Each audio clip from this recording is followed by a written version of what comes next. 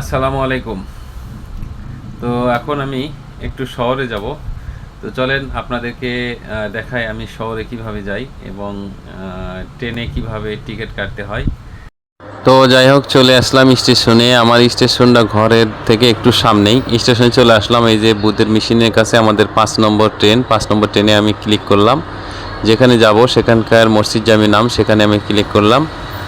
এখানে ওকেতে ক্লিক করলাম। এখন এটাতে 2 টাকা 40 পয়সা চাইতেছে। তো আমার কাছে দেখাইতে শো করতেছে যে 5 টাকার নিচে দিতে হবে, আর 5 টাকা পর্যন্ত নেবে। যেহেতু আমার কাছে 2 টাকা 40 পয়সা খুচরা আছে, সেহেতু আমি খুচরা পয়সা দিব, খুচরা টাকা দেবো, সমস্যা নাই। তো এইভাবে আমরা অনেক সহজেই এটিএম থেকে বা বুথ থেকে বা মেশিন বলেন, সেখান থেকে আমরা টিকিট সংগ্রহ করি ট্রেনে যাওয়ার। তো কেমন লাগলো অবশ্যই একটু কমেন্টের মাধ্যমে জানাবেন। সেই সঙ্গে চ্যানেলটা সাবস্ক্রাইব করে পাশেই থাকবেন, বেল বাটন অন করে। ধন্যবাদ সবাইকে। আবারও দেখা হবে অন্য কোনো ভিডিওতে। সে পর্যন্ত সবাই ভালো থাকবেন। সালাম আলাইকুম। এদের টিকিটটা নিয়ে নিলাম।